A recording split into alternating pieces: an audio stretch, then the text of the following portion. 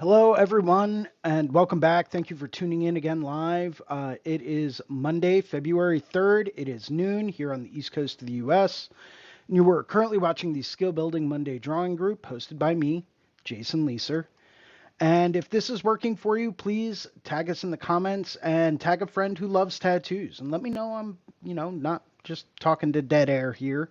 Always looking for people to give me some feedback. Let me know that they're listening in.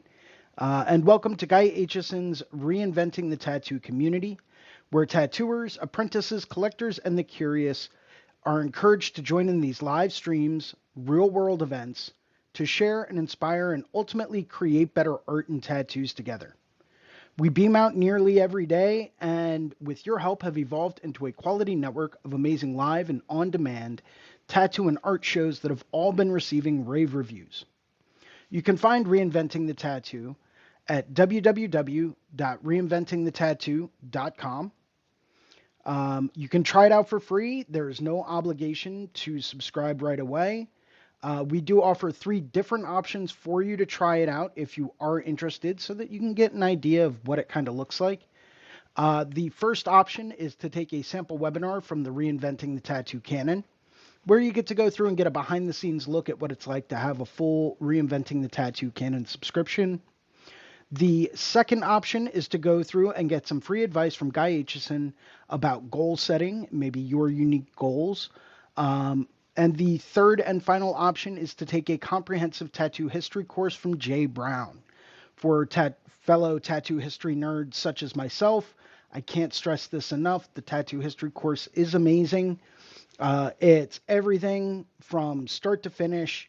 And it really goes into some of those nitty gritty aspects about how we got to where we are in this industry. At reinventingthetattoo.com, you can also find a full event schedule with weekly and special event live stream details. So if you wanted to hop into today's show, you could very easily go through to www.reinventingthetattoo.com, take a look at the events calendar in the event area, and you could find a link to join today's stream live. While there, you also have access to a whole host of professional development workshops and paid for on-demand seminars from over 20 world-class tattooers. A couple people that we have seminars from are people such as Andre Malcolm, BJ Betts, Bob Tyrell, and a whole lot more. Go through, take a look. Those are pay-per-view, so you will have to purchase those, but they are available for purchase at reinventingthetattoo.com. We also have 2 apps in both of the app stores. One of the in the Google Play Store and one in the Apple App Store. So go ahead, take a look at those. We also have a Reinventing the Tattoo YouTube channel, a Reinventing the Tattoo Roku channel, which has about 12 to 15 different episodes going at any given time, 24 hours a day, 7 days a week. And while you're at reinventingthetattoo.com, you also have access to the Reinventing 24/7 channel, which is available on all web-enabled devices and is freely accessible. And that has about 13 different episodes going at any given time, 24 hours a day, 7 days a week. You can also find us in all of the major podcast directories, such as Apple and Spotify, or you can do what most people do and just open up your web browser and do a quick search for Reinventing the Tattoo, and you'll find it all. Except for the book, which is still currently out of print. If you do find a book for sale, it's probably on eBay, and it's probably going to be very expensive. Just a heads up, just letting you know in advance, because they can get pretty pricey. Once again, if this is working for you and you can hear me, please let us know in the chats, and please tag a friend who loves tattoos. We have a number of weekly staple shows we always encourage people to tune into. Starting off on Mondays at 9 a.m., we have Drawing for Tattooers with James Wisdom, where we get to go through and discuss basic drawing techniques and strategies. Helps us get back to our roots of being a fine artist in the tattoo industry today. Really helps us out with some of those basic art skills. And that is 9 a.m. Drawing for Tattooers with James Wisdom. Following that show at noon on Mondays, we have the Skill Building Monday Drawing Group, which you are currently watching, with me, Jason Leeser, where we get to go through and work on some of our skill sets, Maybe work on some of our Procreate skills, or we talk about, yeah, different client skills and how to deal with clients, composition, anything that might come up that you might want to work on. I will be more than happy to discuss here live during the Skill Building Monday drawing group every Monday at noon. And capping off Mondays at 9 p.m., we have a subscribers exclusive drawing group with Sandy McAndrew and Guy Aitchison from the Reinventing the Tattoo Network. And that is only available for people that have a subscription to the Reinventing the Tattoo Monday night drawing group package. That does also come bundled with the full Canon subscription and the Reinventing the Tattoo Evolution subscription. So no matter what your budget is, there's always a way to go through and become a subscriber. I will tell you this, having done the Monday night drawing exercises for about 2 years steady, it is absolutely incredible. If you look at the work I was doing before I started doing it and the work that I'm doing now, there is a monumental increase in the caliber of work that I'm doing now composed to before I started it. So you'll definitely get your money's worth out of it if you stick with it. It's really challenging though. It's definitely going to push you to become a better artist. It's really going to push you to really make some concrete decisions and run with them and develop them. So it's very, very good and very exciting. Following that, on Wednesdays at noon, we have the Tattoo Now show with Gabe Ripley, where we get to go through and do a deeper dive into the business aspect behind tattooing, whether it's client marketing strategies or client retention, maybe it's travel visas and, working abroad, anything that has to do with the business side of tattooing. Take a look at the Tattoo Now show with Gabe Ripley, and that's at noon on Wednesdays. And it is very, very insightful when you get to talk to someone that has as much experience as he does. Would like to go through and take a second to thank some of our sponsors, some of the people that make these shows happen, starting off with WorldTattooEvents.com, the largest, most comprehensive resource for tattoo events worldwide. They are constantly keeping everything updated. As we know, living in a post-pandemic era, tattoo events and conventions are still getting rescheduled like crazy. So if you are looking for the latest, most up-to-date tattoo event or convention information coming to a city or town near you, or maybe it's one you plan on visiting, Lord knows that's how I plan all my vacations, take a look at worldtattooevents.com and you will not be disappointed. Would also like to thank tattoonow.com, technology for tattooers. The leading edge in professional development, management, and digital tools for tattooer artists of all levels. They're 100% competitive with any type of CRM, mailing list, or scheduling software out there. So if you're really looking for the digital tools to help you reach more clients, to help you streamline your client booking process, and to help you really stay on top of things, take a look at tattoonow.com. They've been an industry leader in that field for over 20 years. Would also like to thank Guy Aitchison over at guyaitchison.com. He is the founder and inspiration behind Reinventing the Tattoo. Go to guyaitchison.com where you can pick up a copy of his Biomech Encyclopedia, some of his tutorial DVDs, and countless fine art prints, as well as an occasional original oil painting, all for sale at guyaitchison.com. Would also like to say a very special thank you and shout out to Amy Nichols over at the Apprenticeship Diaries. My number one go-to whenever people come to me and ask me what a tattoo apprenticeship is like, I immediately point them here and say, hey, go take a look at the Apprenticeship Diaries. It's a podcast, it's free, and there's tons of great information on there. Would also like to plug and say a very special thank you to tattoos.social, the number one place to find like-minded and welcoming community without all the drama and negativity you find on other social media tattoo communities. We combined a whole bunch of different tattoo networks together to create tattoos.social, combining Fireside Tattoo Network, Reinventing the Tattoo, Paradise Tattoo Gathering, and a whole lot more. Go take a look. That is tattoos.social. And let me pull up the QR code for that. There you go. All you have to do is scan the QR code on your screen right now. Unless you're watching it on your phone, in that case, it might be too small. But it is tattoos.social, and it is absolutely incredible. Highly recommend you check it out. It's a great place to go just to network and hang out with other tattoo artists, get some honest feedback, and, really get to know other people. As always, we ask that if you like today's show, please go through, post a positive review on the channel, help us get the word out.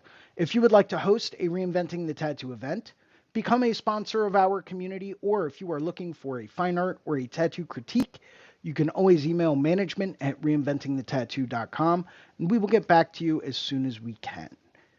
And that kind of wraps up the intro for today. Thank you guys for bearing with me every week while I get through that. It's not the most exciting part of this, but it does work well. Let's bring this over here. Just make that a little bigger. There we go.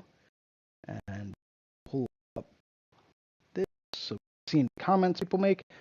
Hey, Creatures Cave, how's it going? Sorry. Still waking up a little bit here. Sorry about that, folks. So, what are we discussing today? Staying motivated and momentum in your career. This is something I see a lot of different artists struggling with, especially now during the tattoo apocalypse, as some artists are calling it. Here's the deal about it, right? We all get momentum. We all get on these periods of time. It's just go, go, go, go, go. And we are trying to accomplish as much as we can in a very short duration of time. And that has a lot to do with momentum. If you find yourself with enough momentum to go through and carry on to the next project, do not let anything stop you. Try to keep the momentum going as long as you possibly can. The reason behind that is because when momentum stops, it's always a lot more difficult to go through and pick it back up again than it is to just continue on with it. There are certain scientific principles that back this up. Look at the laws of physics, I believe. I forget who instituted those. But objects at rest will stay at rest unless acted upon by an outside force. Objects in motion will stay in motion unless acted upon by an outside force. Those are two of the laws of movement, and they are very critical, but I also apply those to human nature and life. So if you are in a process of creating, maybe you're working on a new painting, maybe you're working on, a new big project, maybe you're working on a new design or logo for a studio, or, you're right in the middle of, working on getting some new prints together. Stick with it and immediately continue on to the next project. Do not let that momentum pass, because it will be that much more difficult to pick it back up and get back into that same headspace and to get back into that same sense of momentum. Trust me when I say it will only do you favors in the long run. Staying motivated can be a little bit more difficult, even though I kind of equate that to momentum, but I look at being motivated more as the catalyst for the momentum as opposed to the actual momentum itself. Staying motivated can take on many different forms. Being artists, we always have a sense of imposter syndrome. I use that as a form of motivation. Not everyone does.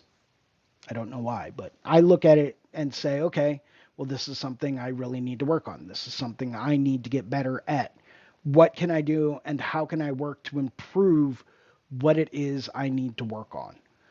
Whether that's, with my painting, working on contrast and composition or color theory, whether that's working in my tattoos.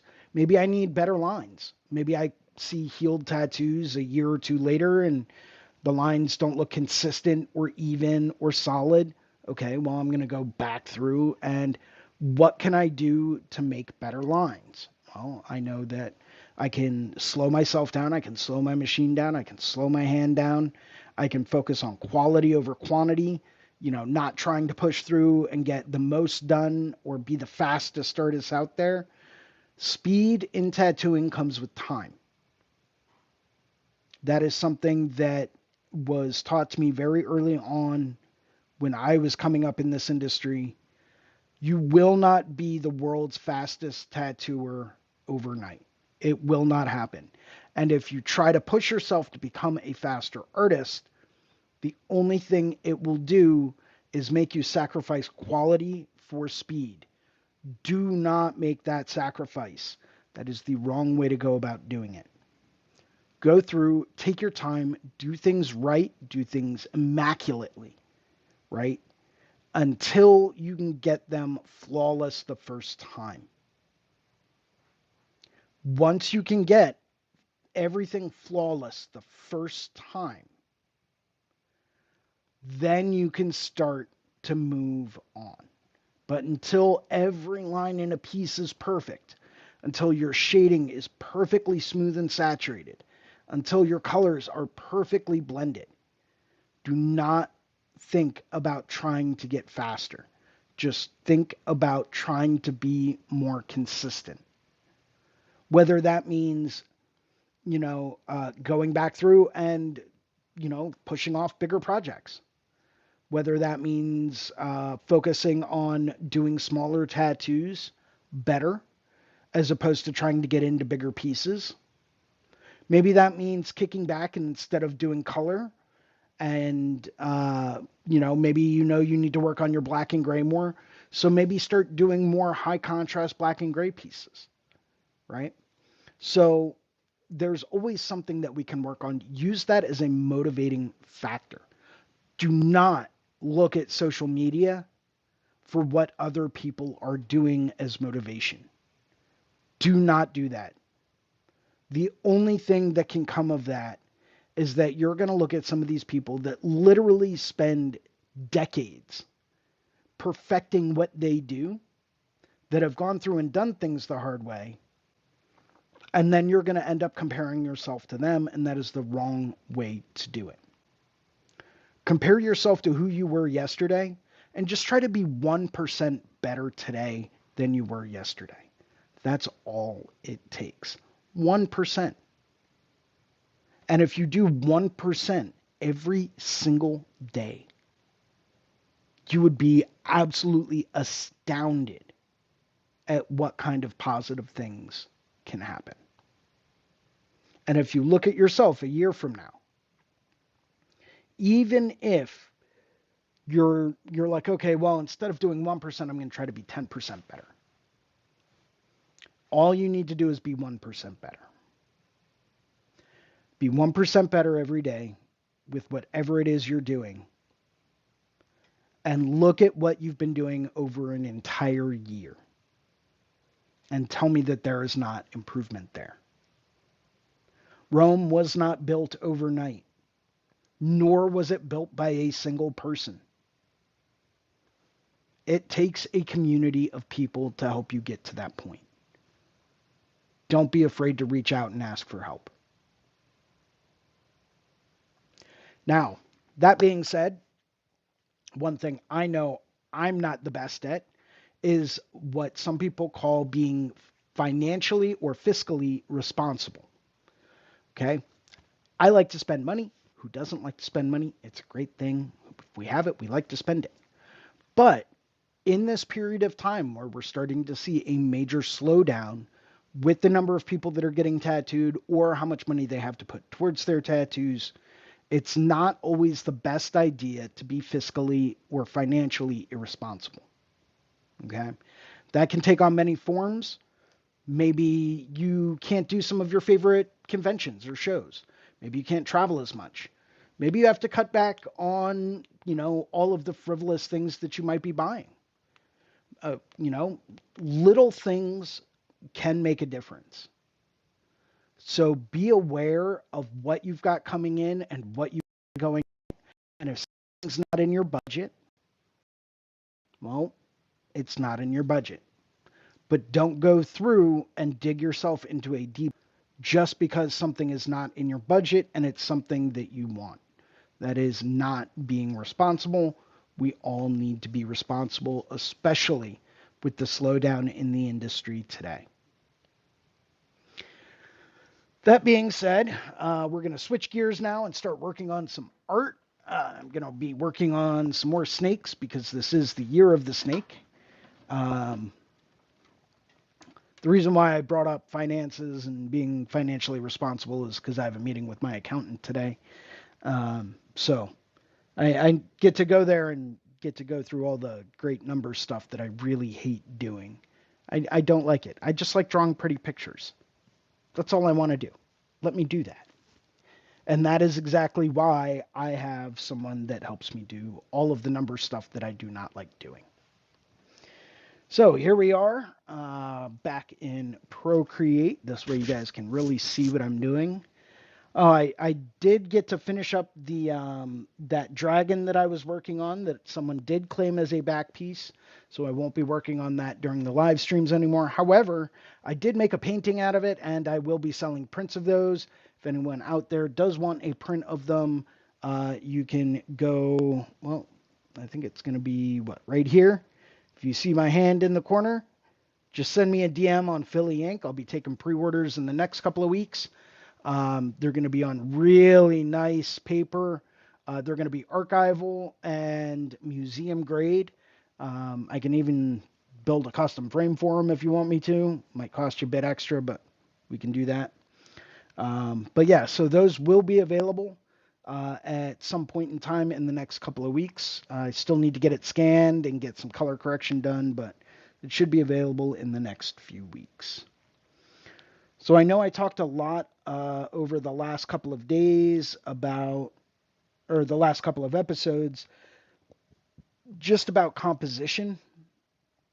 And composition can make or break kind of everything. Um,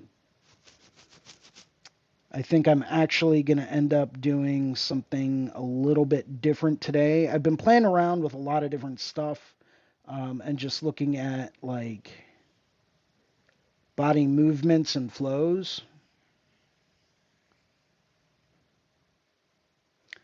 And sometimes you do need something a little bit more vertical to bring your eye up, as long as it's tied in some way to everything else. Now, this to me looks very boxy, for lack of a better term. What I found whenever I find that I'm drawing something a bit more boxy, what I have started to do more is actually shrinking the size of, whatever brush I'm using, working, zooming in on whatever, size I'm doing, and then going through, and now I've got a little bit more area to play with. So it helps me get out of the idea of being constrained by the proportions of everything else. Oh, we've got Lauren with us. What's up, Lauren? How you doing? Hope life's treating you well. Um, Lauren Gregory, one of the most influential people behind the scenes in the tattoo industry. You can quote me on that, and you know it's true, Lauren. Do not deny it. It's 100% accurate. Um, she's one of my favorite people in the world. She's an absolutely incredible human being, one of the nicest, most caring people you will ever meet in your life, and probably knows more about tattoos and tattooing and the industry than I think a lot of people really give her credit for. So, Lauren, you rock.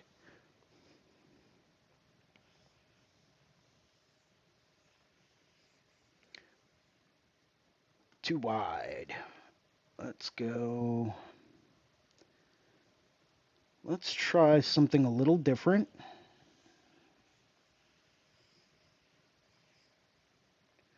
Just go with almost like a diagonal kind of layout here. Don't know that I like that too much, but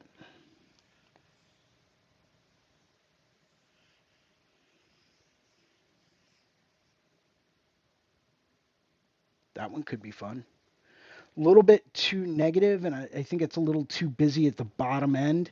Looks like two kind of clusters. Great concept, though.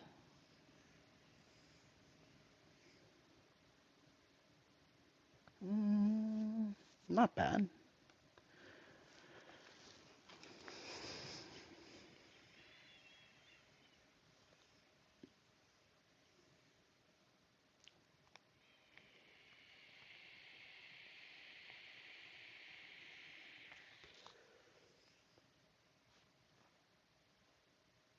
Mm, not feeling it.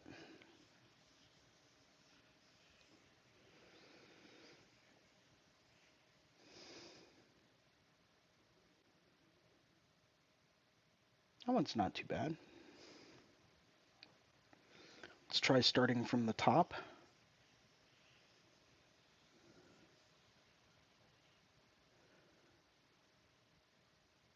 That one could be pretty cool, but once again, I've got a pretty straight line over here. So what am I going to do? I'm going to create a new layer, bring the opacity on that layer down, and do it again.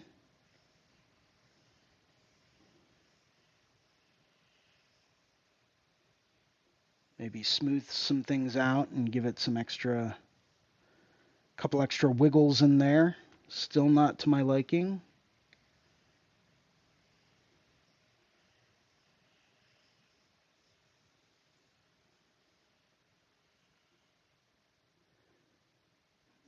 A little bit better. Got rid of some of those straighter lines, but I think something is still a little off. Although if I rotate it, that could be nice.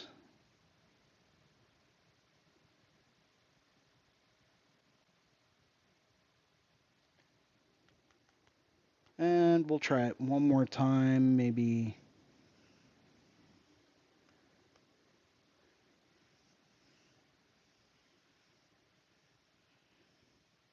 Nope.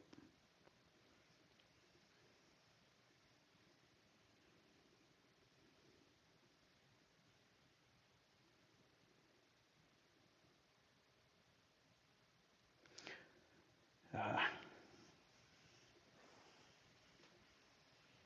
Sometimes muscle memory can be a curse.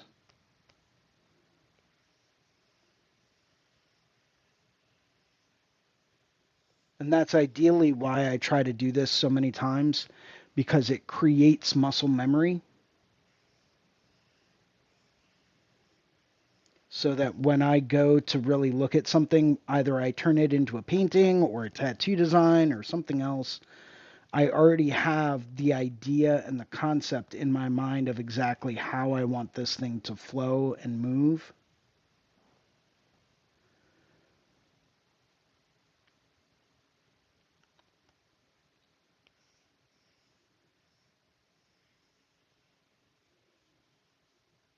Something a little more centered.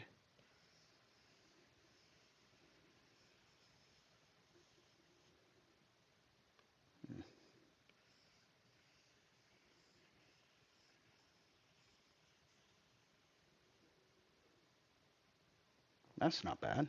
It's a bit more open than what I usually do. But I think for what I'm going to end up putting in the background, I think that'll work all right. I've decided to go with a chrysanthemum in the background. So having something a little bit more open in the middle could actually really work well. Yeah, that's workable. So what we will do is we will move this up and make sure that that's right dead center. And let's go through and we'll start sketching. Now that I've got some things mapped out, just bring that down a bit, almost like we're throwing a layer of tracing paper over top of it. Kind of mutes it down a little bit. So now there's a whole bunch of different ways that you can go through and draw the head of a snake. I always like to start out with an oval, knowing that snake heads are typically the same width as the rest of the body. I I always try to use the width of the body to determine how big I want that head to be. And then we'll bring our center line down here, and we'll just kind of have that curving over. Our center line is going to tell us the perspective at which this head is located. And it's going to tell us what direction it's pointing and what the tilt of the head is going to be. So for example, if I have this as the center line, you can see that this side over here, I'm not going to see quite as much of it because of the tilt and the rotation of the head. I'm going to see a lot more of this side. And if I go through and if I adjust that, if this is the center line, I'm now seeing a lot more of this side of the head, which means that the head is now at more of a downward angle. And I think I want this to have a bit more of a side profile view. Maybe a 3/4 profile view. That's my typical go-to. I find it to be the most interesting visual view to the human eye. Is something more 3/4 as opposed to straight profile. Or straight head-on. Both can be very static. Now, there's a number of different ways that you can start sketching the bottom jaw. Some people will do a curved line that comes down, and they'll just kind of continue this based on the tilt of the head, and they'll just continue that down. If they want to do an open jaw, some people will go through and they'll do an S curve, either starting in and then curving down, or coming from here and then curving down. I'm not a big fan of this one. Don't like it. I just think it gives it a weird, kind of a weird perspective. Some people just do a straight line and then, kind of curve it over, which works really well if you want to have a bit more of a, almost like a top-down view. Sometimes it's better to just have a straight line. Either way, what you want to do is you want to make sure this area here, I'll kind of zoom in for you. Let me switch colors, that way it's a bit more visible. You want to make sure that the perspective of the front of the snake head and the perspective of this bottom jaw are pretty much parallel. If these are not parallel, your snake will always look off. It's always going to look like something is weird or something is wrong. And you see that sometimes if people do a lot of like the S curve like this, you'll almost see them make the bottom jaw a little too wide, right? And now this isn't the same angle as there. So what you want to do to kind of avoid that is make sure that your bottom jaw is angled at the same parallel angle.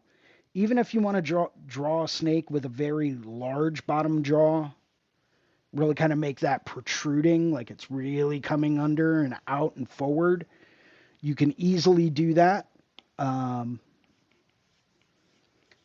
Maybe you would want to do a very slight S-curve for that. Or maybe you want to do, so if I want to do a very large protruding lower jaw, I could very easily just kind of bring this straight back. The jaw would get a bit smaller at the front and then make it a little bit wider back here. That's going to be a little bit wider. This is going to be a little bit more narrow.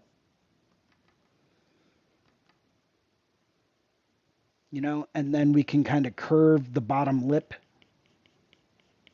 or edge of the bottom jaw up a little bit. And then that'll give us a really nice kind of visual break.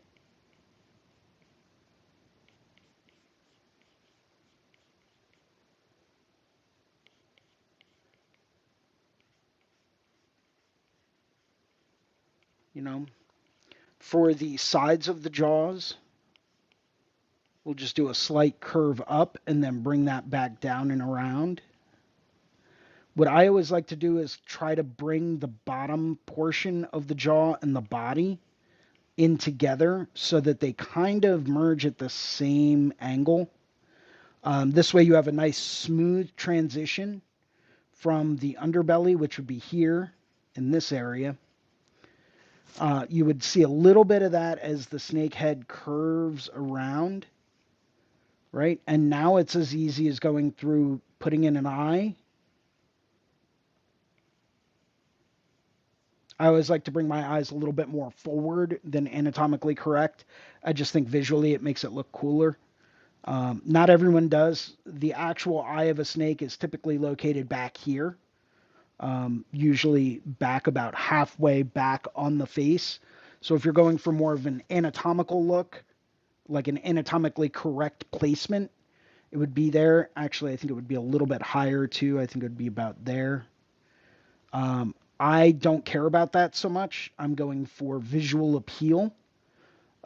So I want to draw something kind of like that.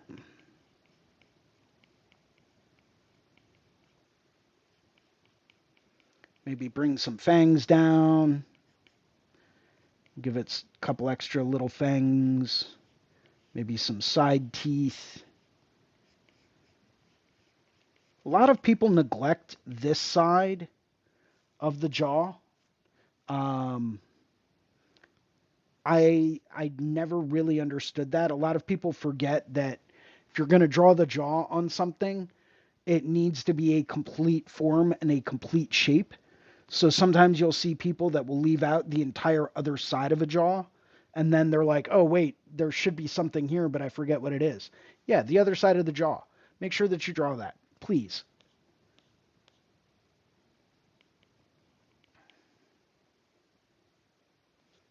So this would give us just a rough start to a snake head. And there's lots of different ways you can draw them. Every artist has their own like fingerprint for it. Some people like to draw like a little concave here by the front of the head, give it a little bit more of an angled look. That can get a little weird when you're actually doing your shading though, because it does create a little bit of a divot towards the front of the head. So if that divot was carried over, this little red sketching that I'm doing now would be the area of the divot. So you would have to remember about the shadow that's going to be there. This would be in shadow just based on the planes of a snake's face. Maybe you would have, if this side of the jaw was coming up and really coming up high, then maybe you'd see a little bit of that mimicked over here.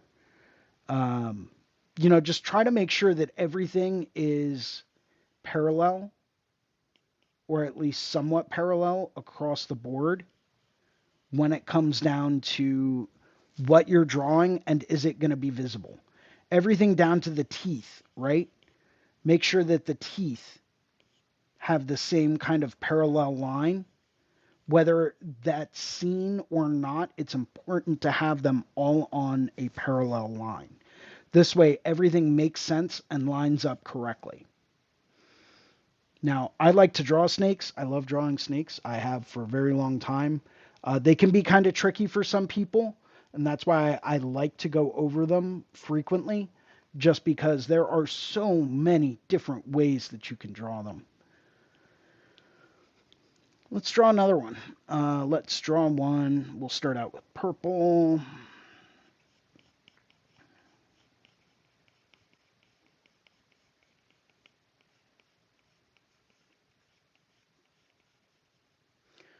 This one's going to be at a little bit of a different angle. I'm going to bring my center line here and have that line up right with the base of the head.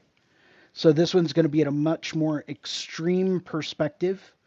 And I'll probably just do a little bit of like an opening for the tongue there. And then this is really going to be all that you see of this side of the snake's head, right? Is just this tiny little sliver over here. That's going to tell me that this is rolling in this direction a lot more than the last one that we drew.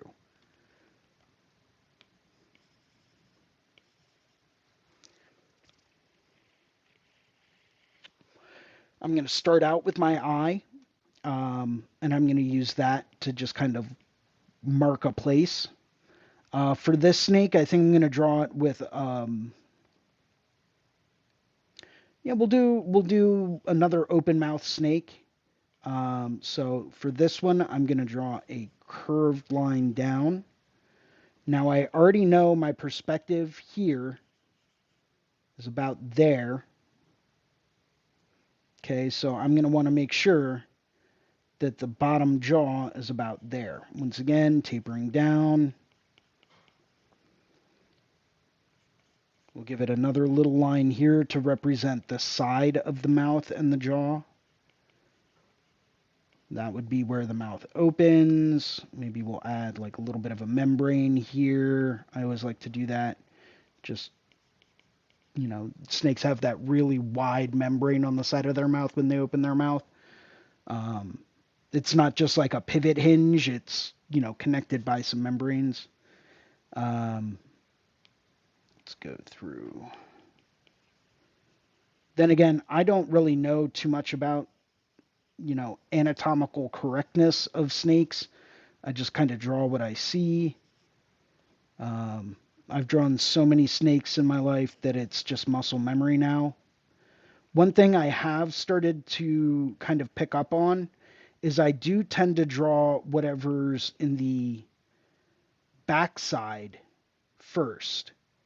And then I can go through and I can cover that up with what's more in the foreground, what's coming towards you a bit more. That will probably have to be corrected as far as the angle goes. This, you'll only see one tooth because the other one would be hidden. This guy will make these teeth a little smaller.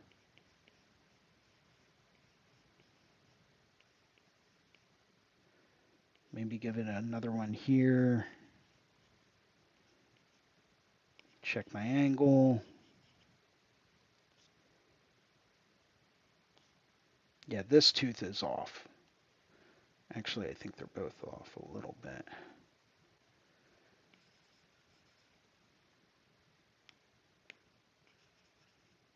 So if I go through and I do one there, where's my angle? The next one would be about here. That's a lot more correct. I mean, I'd still have a little bit of tweaking to do to them, but it's going to be a lot more along the lines of what I'm looking for in the long run. This tooth is too big, but that's okay. We're not really nitpicking right now.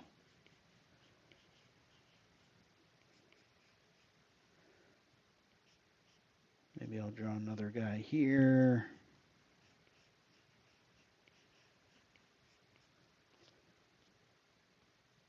Okay, and I always like to try to mark out where the curve of the head is on a snake. I find it to always be very helpful because if we want to think of this as a three-dimensional object, right? Think of it kind of as like a weird smushed cylinder shape. Cylinders are pretty flat on one side, right? And then it's almost like you're shading a sphere, so you can very easily just kind of bring this down, shade this down there, and then this part would be a bit lighter. So it kind of helps keep things in perspective for when you get ready to go through and start your shading and your value study. My jaw, Let's give this one a real angry jaw. So we'll really bring that guy up and back down, almost like a cobra jaw.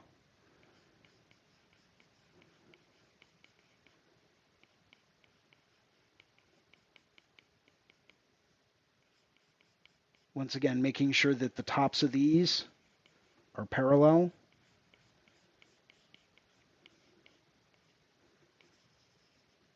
And then bringing this back up into the body.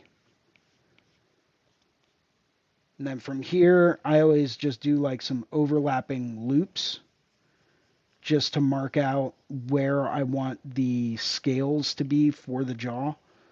If I do it right, and I usually sketch this all out in a different color, I can go through and accurately place the scales just by doing a quick little loop-de-loop drawing. Now, because the head does seem to be a bit bigger than the body, I would go through and shrink this down.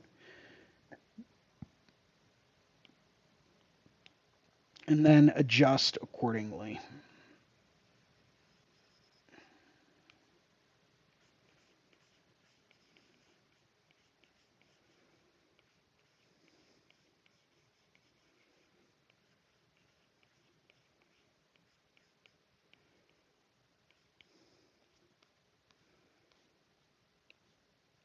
As far as tongues go, I use a very different kind of methodology for doing the tongue. Well, I guess we can stick with this.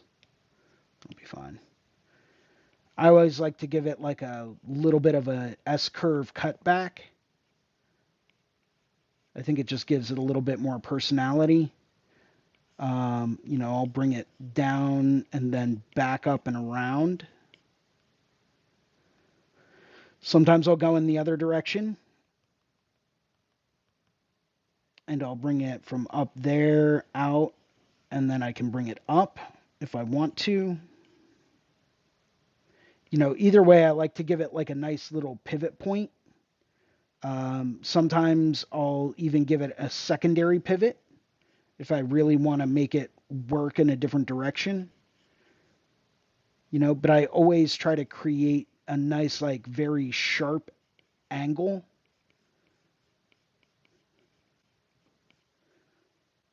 Just because I makes a more dynamic composition and it makes it more interesting to look at in the long run. And that's ideally what I want to go for. I want something that's not only going to be representational of what it is I'm trying to draw, I also want something that's going to be interesting for people to look at. And I want to be able to really move their eye around and create a sense of movement within whatever it is I'm trying to draw. And I think we'll wrap up here for today, guys. Like I said, I have that meeting with my accountant in a little bit. Thank you guys for tuning in and watching. This has been episode 183 of Skill Building Monday, here with me, Jason Leeser, live on the Reinventing the Tattoo Network. Hope you guys keep your hands busy, stay motivated, keep that momentum going. And I will catch everyone next week for episode 184, live here on Monday at noon. And I will see you guys then. Take care and cheers.